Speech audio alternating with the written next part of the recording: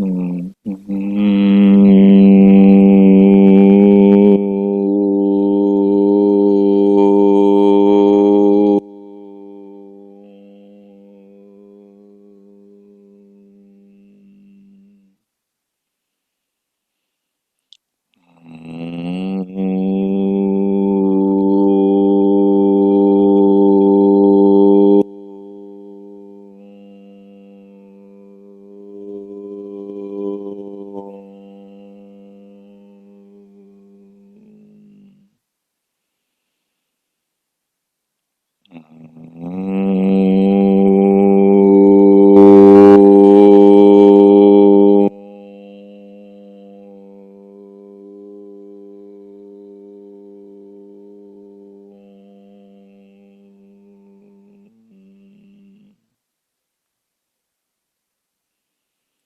ओ वैदिकी अमृत ध्यान साधना प्रभात सत्संग में आप सभी साधक साधिकाओं का, उपासक उपासिकाओं का हार्दिक स्वागत है। आइए पूर्व की भांति आज की ब्रह्म वेला में, आज के ब्रह्म मुहूर्त में भी हम उस महान प्रभु भगवान सच्चिदानंद परमेश्वर के अनंत गुणों का, अनंत कृपाओं का, उनके जगत का, उनके दिए जीवन का, उनके बनाए संसार का, उनसे मिले मनुष्य शरीर का चिंतन करते हुए, इसे अनुभव करते हुए, इसे समझते हुए भगवान के प्रति अपने हृदय में नम्रता, कृतज्ञता, श्रद्धा, समर्पण के भाव लाएं। उन भावों की पावनता से अपने अंतःकरण को पावन करें, अपने हृदय आत्मा को पवित्र करें और स्वयं को प्रभु की कृपाओं के प्रकाश में, उनके एहसास में, बौद्धिक विवेक के द्वारा उनकी समझ में आनंदित अनुभव करें। जीवन भगवान की अनमोल देन है। जीवन का अनुभव मात्र एक मनुष्य कर सकता है। शेष अन्य इतर प्राणी जीवन को जिस प्रकार मनुष्य जितना जान सकता है, उसमें से अन्य प्राणी कुछ भी नहीं जान सकते। अन्य प्राणियों को बस इतना समझ है, इतना बोध है कि वो हैं, लेकिन वो क्या है इस बात का विवेक उन्हें नहीं है। वो क्यों है इस बात का विवेक उन्हें नहीं है। लेकिन मनुष्य क्यों है, कैसे है, कहाँ से आया है, कहाँ जाना है, क्यों जन्म हुआ है, क्यों देह का अवसर मिला है, संसार में आने का अवसर मिला है, इन सारे प्रश्नों को सुलझा सकता है कि वो कौन है, कहाँ से आया है, क्यों आया है और आगे कहाँ जाएगा। इन प्रश्नों का उत्तर मनुष्य जीवन में, मनुष्य देह में मानव प्राप्त कर सकता है, भगवान के ज्ञान को पाकर, ऋषियों के पदानुगामी होकर। आइए उस महान प्रभु भगवान सच्चिदानंद ईश्वर के स्नेह का अपने जीवन में अनुभव करें। उसके लिए कोई भी अनुकूल आसन लगाइए जिसमें स्थिर होकर आप ध्यान पर्यंत बैठ सके। कमर को, पीठ को और गर्दन को सीधा करें, सहज रखें। दोनों हथेलियों को गोद में रख लें। नेत्रों को मूंद लें।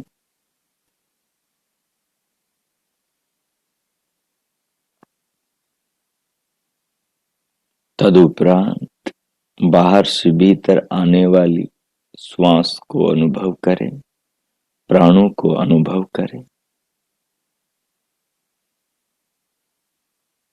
श्वास को लंबा गहरा लयबद्ध करें।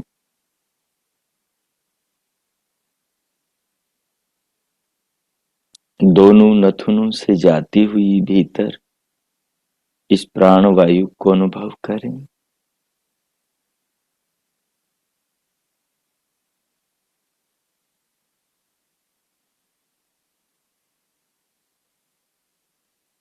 शरीर को फूलता हुआ अनुभव करें। श्वास को भीतर जाते हुए अनुभव करें।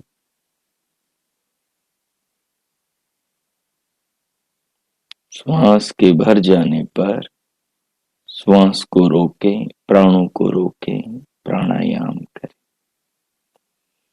प्राणों को रोके रखें। रुके हुए प्राणों के साथ सिर से पांव तक पूरे शरीर को अनुभव करें। सोचे नहीं, अनुभव करें। आपके मस्तिष्क में, आपके चित्त में सोचने के संस्कार कम, अनुभव के संस्कार ज्यादा ध्यान के काल में बनने चाहिए।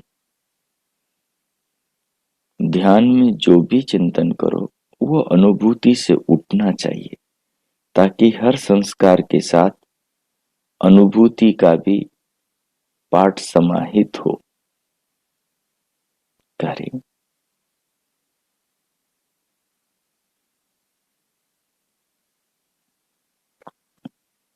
श्वास को रोककर देह को अनुभव करते हुए मानसिक रूप से प्रभु के नाम का जप करें और जप के साथ पूरे शरीर को अनुभव करें। जप की भावना होगी कि प्रभु आप सर्वरक्षक हो और जिस शरीर को अनुभव कर रहे हो आप, उस शरीर की हे प्रभु आप रक्षा कर रहे हो।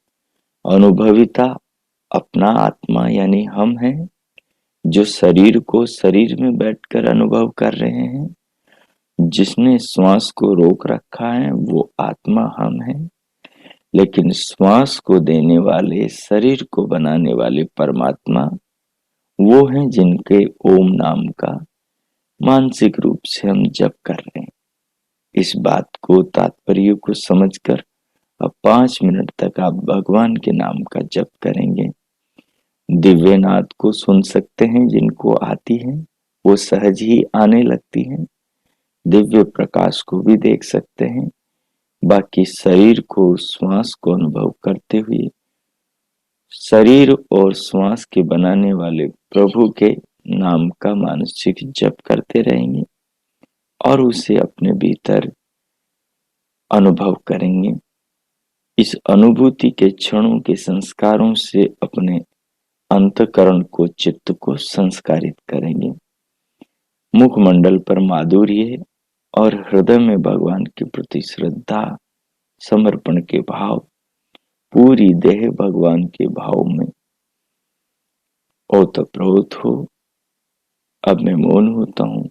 5 मिनट आप इस प्रयोग में रहें, इस भाव में रहें, इस क्रिया योग में रहें और इसके संस्कार अपने चित्त पर डालते रहें। ओम कीजिए।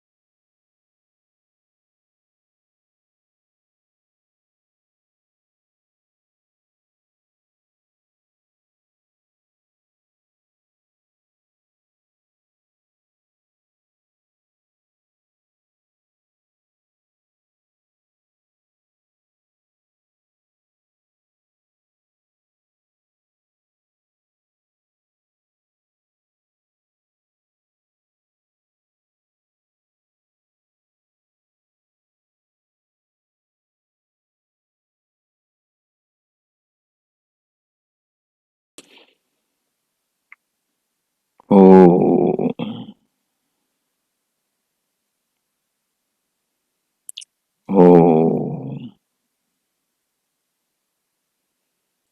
इस प्रकार भगवान की कृपाओं को, उनके स्नेह को, उनकी रचना, मनुष्य देह अपने शरीर को और श्वास को अनुभव करते हुए, दिव्य नाद दिव्य प्रकाश को सुनते देखते हुए, प्रभु के निज नाम ओम का मानसिक जप करते हुए, उसके अर्थ, उसके भाव कि प्रभु सर्वरक्षक हैं और वो रक्षा मेरी श्वास से कर रहे हैं, मेरे शरीर की रक्षा कर रहे हैं और शरीर से मुझे संसार को जीने की, संसार में रहने की सुविधा, अवसर प्राप्त करा रहे हैं। भगवान अनंत क्रियाओं से, व्यवस्थाओं से मेरे जीवन को हर पल हर क्षण जीवंत बनाए हुए हैं। मैं जानूं न जानूं, मुझे बोध हो या न हो, मेरे संज्ञान में हो न हो, पर प्रभु हर पल मेरे जीवन की रक्षा, मेरे प्राणों की रक्षा अहरनिश कर रहे हैं। वे पिता मुझे किसी भी पल अपने से दूर नहीं करते, अपनी व्यवस्था और नियमों से मुझे सदैव स्नेह करते हैं, मेरे जीवन की रक्षा करते हैं और मुझे संसार में, इस काया शरीर में अपने निर्माण, आत्म कल्याण, जीवन उत्थान के सभी अवसर प्रदान करते हैं। उन महान प्रभु की कृपाओं को मैं अनुभव कर रहा हूं, कर रही हूं। इस प्रकार के प्रयोग हमने किया और अब उसके इस प्रकार के भावों से स्वयं को इस कार्य के प्रति जो अनुभूति की है, उस अनुभूति के प्रति जो समझा है, उस समझ के प्रति सकारात्मक रूप में अनुभव करें, प्रसन्न अनुभव करें। इस भाव को हृदय पर, मानस पटल में संग्रहित करें और अब जो पीछे क्रमशः मनुष्य जीवन के उत्तम जीने की पद्धति है, जिसको हमारे पूर्वजों ने, ईश्वर पुत्र आर्यों ने,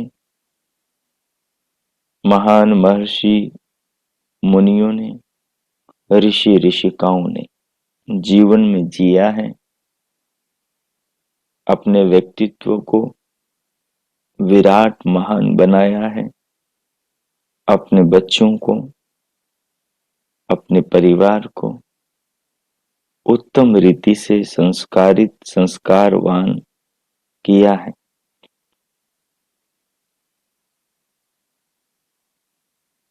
जिस विद्या और ज्ञान से जीवन के जीने की जिस पद्धति शैली से हमारे पूर्वज महान बने हैं, इतिहास के अमर पृष्ठों पर जिनकी महानता के चिन्ह मिलते हैं, उन अपने महान पूर्वजों का अनुसरण करते हुए हम भी उस जीवन की महान पद्धति का निरंतर चिंतन करते चले आ रहे हैं। और अब पुनः हम आज के पाठ में पार ब्रह्म परमेश्वर प्रभु सच्चिदानंद दयालु दया सागर भक्त वत्सल भगवान के यजुर्वेद के अंतिम अध्याय 40वें अध्याय के आत्मनि सूक्त का, जिसमें इस संसार में मनुष्य किस रीति से जिए, किस रीति से न जिए, कैसे वो अपने संपूर्ण विकास को, परम मंगल को, चारों पुरुषार्थों को और परम धाम परमानंद को प्राप्त होता है, उसकी जो अनूठी अद्भुत ईश्वरीय व्यवस्था है, उसका पुनः आज हम चिंतन प्रारंभ करेंगे। आज के पाठ में उसका चिंतन करेंगे।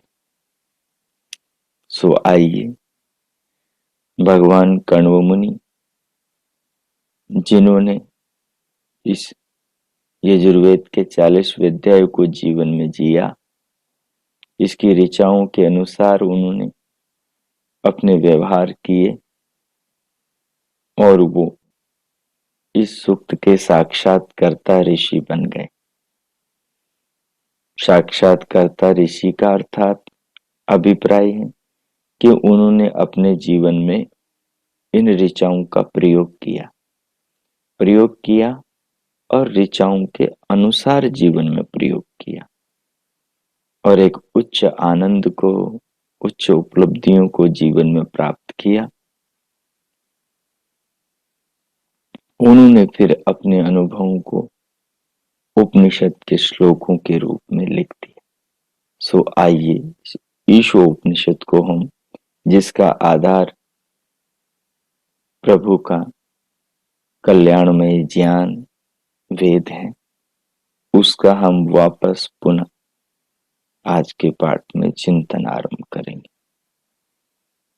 अब अपनी अंतस जागरूकता को देह पर लाएं, दोनों हथेलियों का परस्पर घर्षण करें, उषण हथेलियों से पूरे मुखमंडल का स्पर्श करें, फिर उंगलियों के मध्य से पलकें खोलते हुए भीतर से बाहर स्क्रीन की ओर आ जाएं। प्रभु के प्रति अपने मन में आस्था श्रद्धा के भाव बनाए रखें। देखिए, आपके सामने स्क्रीन पर जो लिखा है उसे पढ़िए। क्या लिखा है? आज का हमारा पाठ 9वां पाठ है। आज से 9वां पाठ चलेगा। अभी कितने दिन चलता है वो इसकी गंभीरता के ऊपर है। तो देखिए, 9वें पाठ में क्या कह रहे हैं कि सत्य का मुख सुनहरे ढक्कन से ढका है। गुरु शिष्यों से कह रहे हैं, गुरु शिष्यों से कह रहे हैं कि शिष्यों, परसों और कल के पाठों से तुमने विद्या अविद्या तथा संभूति असंभूति के मर्म को जानकर अपने जीवन में इनका समन्वय करना सीख लिया होगा। अब तुम इस योग्य हो गए हो कि प्रभु के समीप बैठकर उससे कुछ मांग सको। जिसने विद्या और अविद्या को जान लिया, जिसने ज्ञान और कर्म के विज्ञान को जान लिया और जिसने संभूति असंभूति अर्थात सत्ता और अनित्यता को जान लिया, नित्यता और अनित्यता को, इनके समग्र स्वरूप को समझ लिया और इनको जान करके जो ठीक वैदिक मार्ग है उस पर जो चल पड़ा, तो ऐसा व्यक्ति अब भगवान से कुछ मांगने के लायक हो जाता है। ये अभिप्राय। अतः आओ श्रुति के स्वर में स्वर मिलाकर प्रार्थना करें परमात्मा से।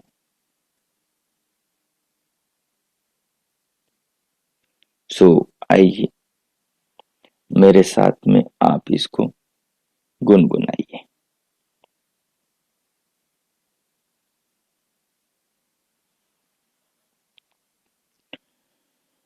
हिरण्मयेन पात्रेण सत्यस्यापि हितं मुखम् तत्त्वं पूषन्नपावृणु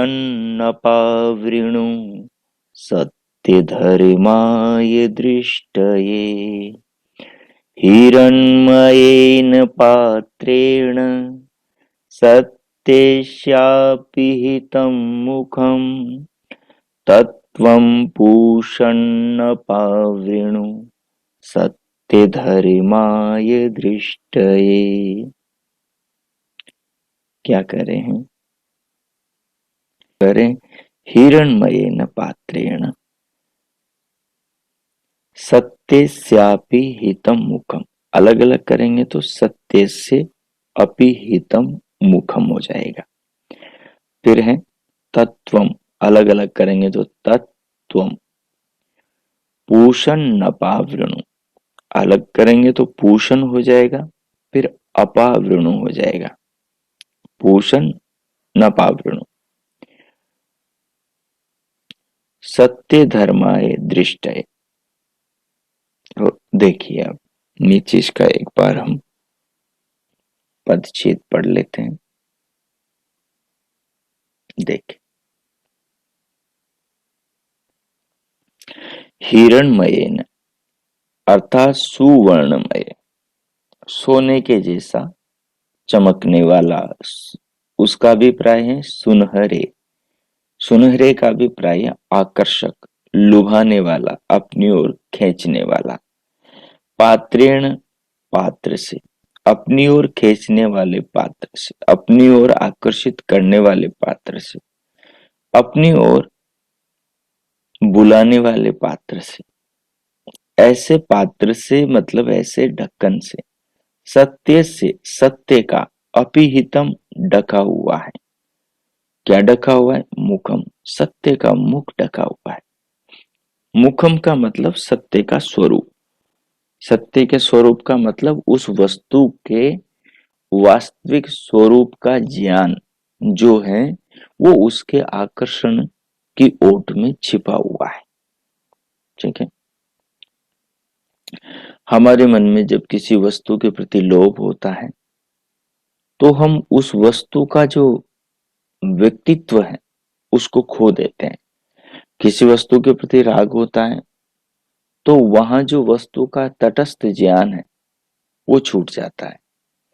किसी वस्तु के प्रति क्रोध होता है व्यक्ति के प्रति, तो वहां जो अपना उस वस्तु से, व्यक्ति से संबंध है, उस संबंध का जो मूल मतलब, अभिप्राय जो है उसको हम खो देते हैं। तो अभिप्राय क्या है? अभिप्राय ये है कि ये जो सब चीजें, कौन? काम है, क्रोध है, लोभ है, मोह है, राग है, द्वेष है, ये सब किससे पैदा हुई? क्लेशों से। अविद्या, अस्मिता, राग, द्वेष और अभिनिवेश, ये 5 क्लेश है। इन क्लेशों के अनुसार हमारा अंतकरण, हमारा मन और हमारी ज्ञानेंद्रियां और कर्म इंद्रियां संसार में काम करती। बात को समझते जाइए, आप इसके अभिप्राय को समझ सकें। हमारी ज्ञानेंद्रियां वही देखती हैं जो हमारे संस्कारों में होता है। हमारा मन हमारे अंतकरण को उसी इंद्रिय के द्वार से, उसके विषय से जोड़ता है जिस इंद्रिय के विषय से हम जुड़ना चाहते हैं। हम किस इंद्रिय के विषय से जुड़ना चाहते हैं? जिस इंद्रिय का संस्कार वृत्ति बनकर चित्त में चल रहा हो जिस समय। वो भूख का भी हो सकता है, वो कपड़े का भी हो सकता है, वो कहीं जाने का हो सकता है, किसी से मिलने का हो सकता है, कुछ खाने पीने का हो सकता है, किसी से लड़ने झगड़ने का हो सकता है, कोई काम काज करने का हो सकता है, रुपए पैसे के बारे में हो सकता है, कुछ सोचने समझने के बारे में हो सकता है। ठीक है। या फिर वो राग, द्वेष, काम, क्रोध, लोभ, मोह तमाम किसी भी प्रकार का हो सकता है। ठीक है, जो वस्तुओं के प्रति हमारे अंदर होता है। तो ये जो सारा व्यवहार हमारी ज्ञानेंद्रियों से, हमारा मन विषयों से जुड़कर करता है, वो संस्कारों के अनुसार, वृत्ति के अनुसार आत्मचेतना से होता है। ठीक है। तो ये जो संस्कार है, ये संस्कार क्या है? ये संस्कार अविद्यामय है। इनमें राग भी है, इनमें द्वेष भी है, इनमें काम भी है, इनमें क्रोध भी है, इनमें लोभ भी है, इनमें मोह भी है, इनमें ईर्ष्या भी है, इनमें द्वेष भी है। इनमें ईमानदारी भी है, इनमें बेईमानी भी है, इनमें सच्चाई भी है, इनमें झूठ भी है, इनमें अपनापन भी है, इनमें परायापन भी है, इनमें मतलब भी है, इनमें धर्म भी है, इनमें अधर्म भी है, इनमें अन्याय भी है, इनमें न्याय भी है, इनमें दया भी है, इनमें करुणा भी है, इनमें परमात्मा भी है, और इनके अंदर परमात्मा के विपरीत नास्तिकता भी। इसमें समर्पण भी है तो इसके अंदर साथ में नकारात्मकता भी। ये संस्कारों के अंदर सब कुछ है। संस्कारों में जो है वही हम बाहर खोजते हैं, वही हम बाहर देखने की चाह रखते हैं, उन्हीं से हम मिलने की चाह रखते हैं, उन्हीं व्यवहारों को हम जीवन में सुबह से शाम तक, सोने से जागने तक करते हैं, जो हमारे संस्कारों में है। और जो संस्कारों में व्यवहार है, संस्कारों में जो हर संस्कार का जो आधार है, वो संस्कार बनते हैं हमारे कर्मों के हिसाब से, और हमारे कर्म होते हैं हमारे ज्ञान के हिसाब से। तो ज्ञान मुख्य हो गया। ठीक है। तो ज्ञान में क्या आएगा? अविद्या, अस्मिता, राग, द्वेष, अभिनिवेश, ये पांच प्रकार की अविद्या, ये पांचों क्लेश आ जाएंगे। ठीक है। तो ये अविद्या जितनी जिसके अंदर है, जितनी ज्यादा है, जितनी कम है, किसी में विद्या थोड़ी है, अविद्या ज्यादा है, किसी में अविद्या कम है और विद्या ज्यादा है, तो उसके वैसे संस्कार होंगे। किसी में एक चीज के बारे में विद्या है, दूसरे के बारे में अविद्या है, अज्ञान है, तो जिसके बारे में अज्ञान है उसके साथ उसका व्यवहार अज्ञान रूप में होगा, और जिसके साथ उसका जिसका ज्ञान है उसके अंदर, उसके साथ उसका व्यवहार ज्ञान पूर्वक होगा। तो ये जो अज्ञान है, ये जो अविद्या है, ये जो अस्मिता, राग, द्वेष, अभिनिवेश है, ये जो काम, क्रोध, लोभ, मोह, ईर्ष्या, द्वेष, छल, कपट, दुनिया भर की सारी बुराइयां हैं, दुर्गुण है, ये सब क्या है? ये सब क्या है? लुभावने ढक्कन है। लोभ क्या है? लुभावना। लोभ में हमें किसी भी चीज को पाने के लिए जो हमारे अंदर व्याकुलता होती है, ठीक है, उसमें क्या हो जाता है? हम नहीं बोलते तो लोभ में अंधा हो गया। एक कर्तव्य अलग चीज है। कर्तव्य में वस्तु को पाया जाता है, लेकिन उसमें आसक्त हुआ नहीं जाता। उसको भोगना जीवन के निर्वाह के लिए होता है, न कि उस वस्तु का संग्रह करते चले जाने के लिए होता है। अब जो संग्रह करते जा रहे हैं उसको तो हम नहीं भोग रहे, लेकिन जीवन निर्वाह के लिए हम साधन का संग्रह कर रहे हैं, उसको हम भोग रहे हैं, आगे बढ़ रहे हैं। क्योंकि जीवन सीमित है, जीवन असीमित नहीं, जीवन सीमित है। अधिकतम औसतन 100 साल इस जीवन की आयु है, इस शरीर की आयु है, लेकिन वो 100 साल की आयु भी अनिश्चित है, अनिश्चित है। तो इस बात को समझ करके कि जीवन अनिश्चित है, कल का कोई पता नहीं है, साधनों का संग्रह करना है, जीवन की रक्षा के लिए करना है, आगे का भी सोचना है, आगे का भी सोचना है, लेकिन कल जीवन नहीं हुआ तो फिर क्या साथ में जाएगा, इस बात पर भी सोचना है। कल अपना जीवन नहीं हुआ तो फिर अपने साथ में क्या जाएगा, इस बिंदु पर भी विचार करना है। और कल अपना जीवन होगा तो जो अपने पास में है उसका उपयोग हम करेंगे, लेकिन 100 साल से ज्यादा तो जीवन होगा नहीं, तो उससे अधिक का इंतजाम करना कोई समझदारी नहीं। जिनके लिए हम सोचते हैं उनके लिए इंतजाम करें, तो उनको भी संसार में भेजने वाले ने हाथ पांव देकर भेजें। आपका कर्तव्य आपका कर्तव्य पितृ ऋण को चुकाना है, पितृ ऋण से वो ऋण होना है। पितृ ऋण क्या है? जो आपके माता पिता ने आपके लिए किया है, वो आपने अपने बच्चों के लिए करना है, उनको पैदा करना है, उनको फिर पढ़ाना लिखाना है, और फिर उनको ब्याह शादी उनकी कर देनी है। उसके बाद में आपका कर्तव्य पूरा होगा। अब उनके लिए आप कमा रहे हैं, अब उनकी फिक्र में आप जी रहे हैं, अब उनके लिए आप दुखी सुखी हो रहे हैं, अब भी उनकी पूछ के आप बंध गए, तो फिर ये क्या है? ये ढक्कन है। ठीक है, ये ढक्कन है। किसका ढक्कन है? ये ढक्कन मोह का है, ये मोह का ढक्कन है। और ये ढक्कन कहाँ? हमारी खोपड़ी पर, हमारे विवेक पर ये ढक्कन ऊपर से लग गया है। जैसे डिब्बा बंद हो जाता है, वैसे ही हमारी खोपड़ी को इस मोह के ढक्कन ने बंद कर दिया। अब इसके आगे हम बढ़ के सोच नहीं सकते। इसके आगे ये जो विचार है, ये जो विचार है कि जीवन अनिश्चित है, ये विचार ही नहीं आएगा। ये भी नहीं आएगा कि ये जो मैं कमा रहा हूं, जो मेरे बाद में क्या साथ में जाएगा, ये भी विचार नहीं आएगा। ठीक है, और ये भी विचार नहीं आएगा मैं बच्चे के लिए जो मोह में डूबा जा रहा हूँ, ये ठीक है गलत है, इससे बच्चे का लाभ होगा मेरा लाभ होगा, ये भी विचार नहीं आएगा। इसमें दोनों की दुर्गति होगी। बच्चा निकम्मा बनेगा, ठीक है, और आपका जीवन खराब होगा।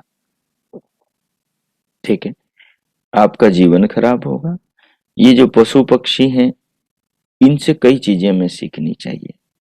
ठीक है, उनके माँ बाप उनको चलना सिखाते हैं, खाना पीना सिखाते हैं, और उसके बाद में फिर जीने के लिए जगत में छोड़ देते हैं। जाओ अब खाओ पियो और जीवन को जियो, अपनी रक्षा खुद करो। ठीक है, तो मनुष्य का भी क्या कर्तव्य है? 7-8 साल का बच्चा हुआ, पहले पैदा किया, पैदा करने की तैयारी करी, पूरा जैसा सिस्टम संस्कारों का है उस हिसाब से बच्चे को, एक आत्मा को गर्भ में बुलाया, उसको शरीर दिया अपने शरीर से और पैदा किया, फिर उसको बड़ा किया, 7-8 साल का किया, फिर उसके बाद में उसे ज्ञानवान बनाने के लिए संसार में, ये गुरुकुल में भेजा, ताकि उसके ऊपर ढक्कन न लगे, उसके ऊपर आवरण न चढ़े, वो किसी अंधकार के पर्दों में कैद न हो जाए। तो विद्या अध्ययन करेगा तो विद्या से कोई भी ढक्कन नहीं रहेगा, सारे ढक्कन खुल जाए।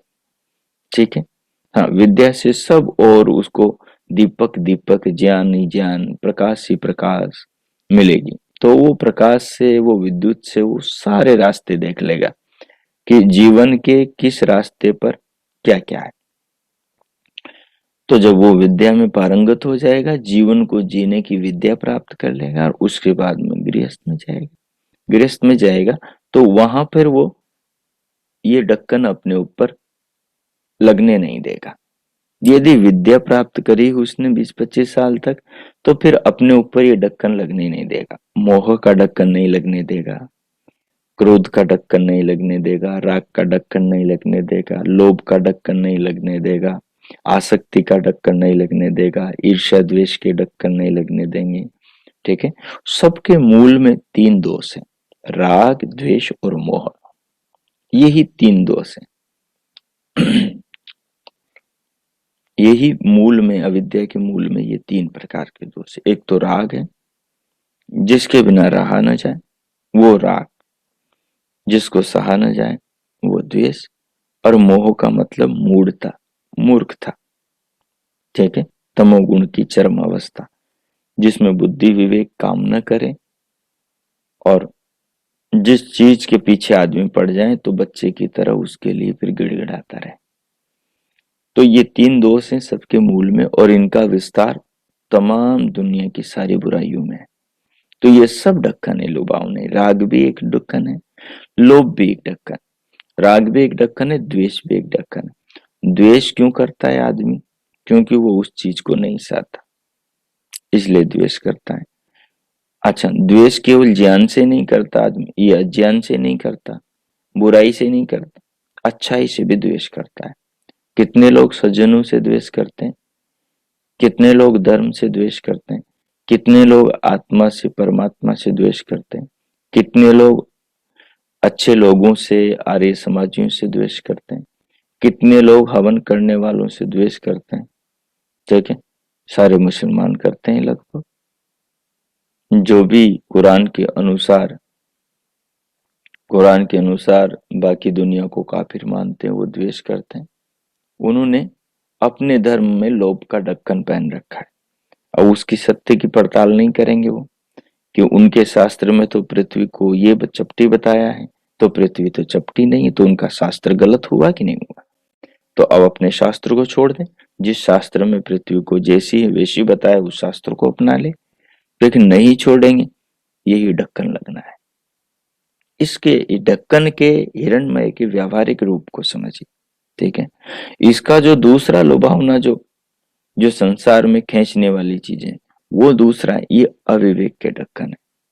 ठीक है, जो दूसरे मोह वाले ढक्कन है, जो लगाव वाले ढक्कन है, जो आकर्षित करने वाले जो ढक्कन है, जो चीजों में जो सुंदरता है, वो सुंदरता भी एक ढक्कन है, वो चीजें अलग है, ये अज्ञान के ढक्कन है। ऐसे ही ईसाइयों की पाठशाला है, ऐसे ही उनकी किताब है, बाइबल है, उसमें भी कहा पृथ्वी तो चपटी है। अब पृथ्वी चपटी है, लेकिन पृथ्वी तो चपटी नहीं, उनके खुद वैज्ञानिक कहते हैं। इसलिए उन्होंने दोनों चीजों को अलग कर दिया, बोले धर्म को अलग करो, विज्ञान को अलग करो। बोले धर्म विज्ञान में प्रवेश नहीं करेगा, विज्ञान पर आपत्ति नहीं उठाएगा, और इधर जो विज्ञान है वो धर्म के बारे में कुछ नहीं बोलेगा। इसलिए ईसाइयों ने, इसलिए उन्होंने दोनों चीजों को अलग कर दिया। अब उनकी किताब में, बाइबल में पृथ्वी चपटी है, और उनके वैज्ञानिक भले बोलते रहे पृथ्वी गोल है, क्योंकि उन्होंने ब्रूनो को और उन्होंने गैलीलियो गैली को इसीलिए जलाकर, सड़ाकर, जेल में बंद करके, हाथ पांव काट करके मार दिया। जो भी किया, जो भी जैसा तैसा मिलता है, तो उस सब के पीछे क्या है? यही अज्ञान का ढक्कन है, लोभ का ढक्कन है, क्योंकि उनका राग है उनकी किताब से, सत्य से राग नहीं है, किताब से राग है, अपनी झूठी गलत परंपराओं से राग है। कई माँ बाप को अपने बच्चों की गलतियों से राग होता है, बच्चों से राग है तो उनकी गलतियों से भी वो स्नेह कर लेते हैं। ठीक है, अपना बच्चा गलत हो और सब कह रहे हैं तुम्हारा बच्चा गलत है, लेकिन फिर पे भी वो पर्दा डाल लेती, क्योंकि उसके बच्चे में राग है। ये राग ढक्कन है, ये उसके बच्चे को चमकने नहीं देगा, उठने नहीं देगा, लेकिन ये मूर्खता उसके ऊपर ढक्कन है, ये पड़ा हुआ है। तो भक्त भगवान से क्या कह रहा है? हे प्रभु, एक तो अज्ञान वाले ढक्कन को हटाओ, इसका विस्तार हम करेंगे, इसको व्यापक हम करेंगे, इसको पूरे जीवन में फैलाएंगे। इस श्लोक की जो चादर है, इस श्लोक का जो ज्ञान का ताना बाना है, इसको हम पूरे जगत में तानेंगे। इसका जो प्रकाश है, ये श्लोक का जो ज्ञानात्मक प्रकाश है, इस प्रकाश में हम पूरे जगत पर विचार करेंगे, पूरे जीवन पर विचार करेंगे, व्यक्ति की मानसिकता पर विचार करेंगे, उसके व्यवहार पर विचार करेंगे, उसके खान पान पर विचार करेंगे, उसके ओढ़ने पहनने पर विचार करें, उसके संबंधों पर विचार करें, उसके जीवन के हर पहलू पर विचार करेंगे, तो हमारी समझ में आएगा कि ये ढक्कन क्या है, ये सुनहरापन क्या है, ये स्वर्णमयता क्या है, ये आकर्षण, ये लुभावनापन क्या है। तो हम इसकी गहराई में उतर पाएंगे। तो आगे कहा, ये जो मुख है, इस मुख को क्या करो? कहा तत्, उस पात्र को, उस ढक्कन को, उस अज्ञान को, उस मोह को, उस ममता को, उस राग को, उस सुंदरता को, उस खूबसूरती को हटाओ। आपको पता होगा, बूंदी की घटना है। रानी हाड़ावती, उसके पति थे शायद चूड़ावत। शत्रु ने उनकी नगरी पर, उनके राज्य में हमला बोल दिया। शत्रु सेना लेकर सामने खड़ा हुआ है। अभी अभी राजा का ब्याह हुआ है। रानी बहुत सुंदर है, बड़ी खूबसूरत है। अब उस रानी को देख करके राजा का मन नहीं कर रहा कि वो युद्ध के मैदान में जाए, शत्रु से लड़े। ये मोह है, ये सुनहरापन है। ये उसकी सुंदरता पर राजा का मन इतना आ गया कि उसे शत्रु दिखाई नहीं दे रहा, और शत्रु उसकी पत्नी को भी उठाकर ले जाएगा, फिर क्या करेगा। तो उसको वो सब दिखाई नहीं दे रहा, और वो स्त्री के मोह में। मोह स्त्री में क्यों होता है? उसकी सुंदरता में, उसकी आवाज में, उसकी मधुर, उसके अच्छे व्यवहार में। यही स्थिति पुरुष में भी होती है। स्त्रियां बड़े बड़े दाव खेलती और पुरुषों के लिए बड़े घर परिवार उजाड़ देती, दूसरे पुरुषों के लिए अपने पुरुषों का भी त्याग कर देती। ये सब क्या है? यही सुनहरापन, यही ढक्कन, यही सुवर्णमयता। वो वहां कुछ न कुछ जो अच्छा देख रही, जो धर्म के, नियम के, सत्य के, सिद्धांत के, मर्यादा के, ईश्वरीय आदेश के, जीवन की पद्धति के खिलाफ है, वही ढक्कन है, वही ढक्कन है।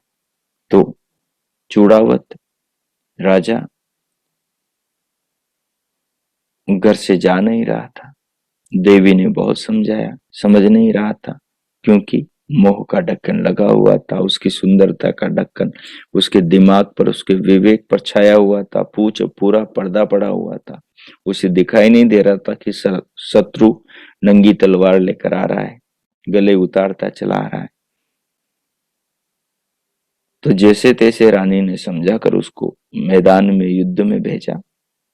तो हिम्मत करके वो गया गया, लेकिन वहां भी उसका ढक्कन हटा नहीं। उसका पर्दा उसकी आंखों के आगे, दिमाग के आगे, उसकी बुद्धि के ऊपर से उठा नहीं, पड़ा ही रहा।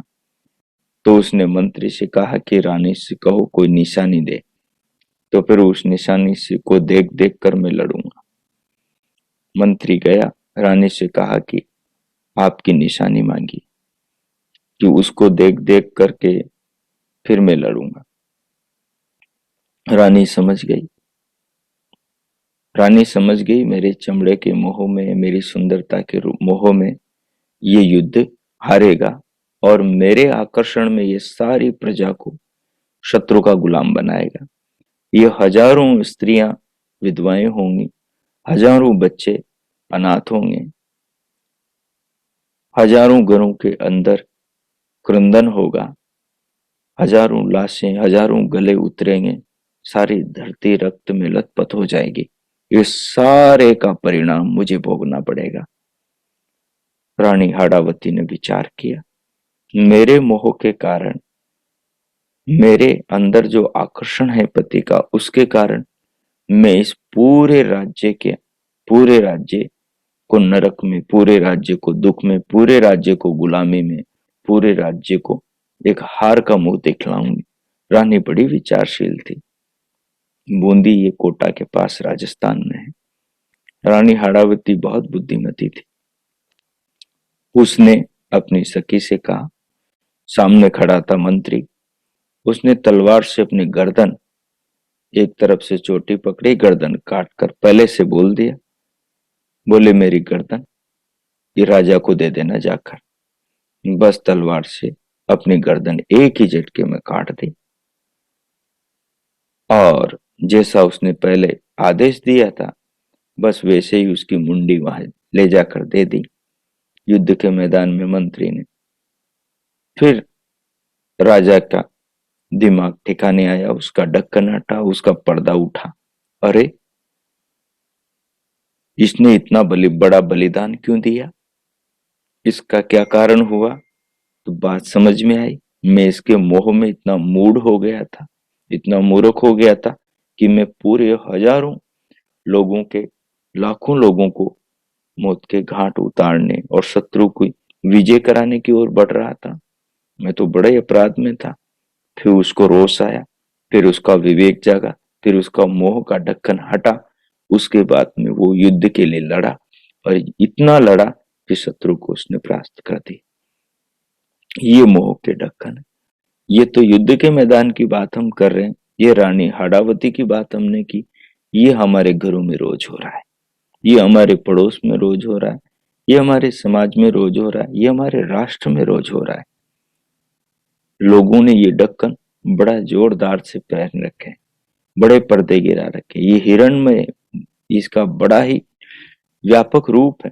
ये राजनीति में देखो आप, हर व्यक्ति इसके पीछे दौड़ रहा है। संसारिकता में देखो, हर व्यक्ति इसके पीछे भाग रहा है। परिवार में देखो, हर व्यक्ति इसके पीछे भाग रहा है। जातिवाद में देखो, हर व्यक्ति इसके पीछे भाग रहा है। पूंजीवाद में देखो, हर व्यक्ति इसके पीछे भाग रहा है। हर व्यक्ति का स्वप्न यही है। हर व्यक्ति ने ढक्कन अलग अलग रूप में पहन रखे हैं। भगवान से उपासक कह रहा है, हे नाथ कृपा करो प्रभु, इस ढक्कन को हटा दो, ताकि मैं सत्य का मुख देख सकूं, मैं इन लोगों के दिमाग को पढ़ सकूं, मैं इनकी आत्मा को शरीर के पार जाकर देख सकूं। ये जो खिलते हुए गुलाब के फूल हैं जो मुझे मोहित करते हैं, मैं इनकी निजता को पहचान सकूं। ये जो पांच भौतिक फूल है, ये जो पांच भूतों से बना है, इसके एक एक भूत की शकल जान सकूं, उसके स्वभाव, उसके गुणों को जान सकूं। फिर ये पांचों जिनसे बना है, उन सूक्ष्म भूतों को भी जान सकूं। और वो सूक्ष्म भूत जिससे बने, उस अहंकार को भी जान सकूं। वो अहंकार जिससे बना है, उस महतत्व को भी जान सकूं। ये जो पांच भौतिक शरीर है, जिसमें सुंदरता है, जिसमें आकर्षण है, मैं इसको जानूं। ये जिससे बना है उसको जानूं, वो जिससे बना है उसको जानूं। मैं इंद्रियों को, विषयों को, इन तमाम चीजों को जानूं। यही भावना निहित है भीतर। तो कहा, उस पात्र को और ढक्कन को, हे नाथ तुम, आप, हे पोषण, सबके पोषण करने वाले विधाता, अपावृणु, खोल दो, हटा दो। सत्य धर्म आए, और सत्य धर्म का, पदार्थों का जो यथार्थ स्वरूप है, उसी का नाम यह सत्य धर्म है। जो वैशेषिक दर्शन में बताया है, जिसको पदार्थ विद्या कहते हैं, वही सत्य धर्म है। अभिप्राय क्या है? अभिप्राय जो स्वामी दयानंद ने आर्य समाज के पहले नियम में लिखा है, सब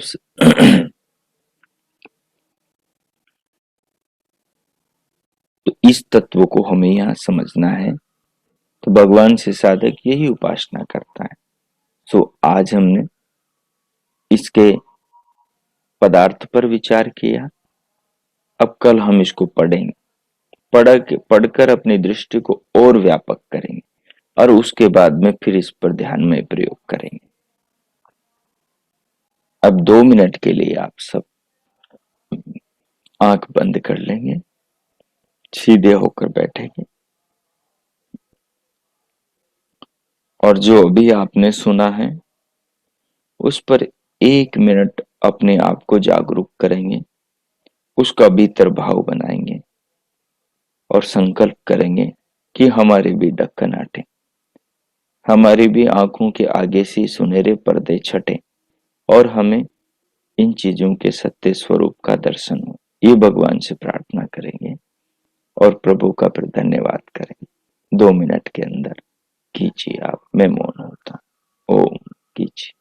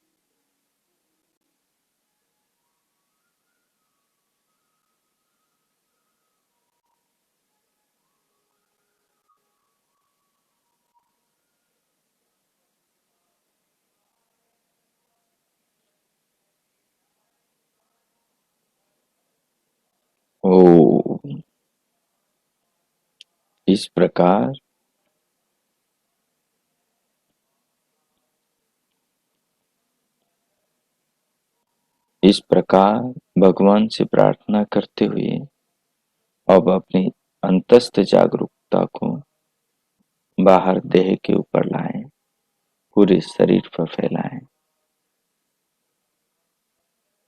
प्रभु का भाव अपने मन में रखें, उनके प्रति कृतज्ञता की, धन्यवाद की भावना बनी रहे और फिर दोनों हथेलियों में हलचल करते हुए घर्षण करें और पूरे मुखमंडल का स्पर्श करें। फिर उंगलियों के मध्य से पलकें खोलते हुए भीतर से बाहर आएंगे, शांति पाठ करेंगे। ओम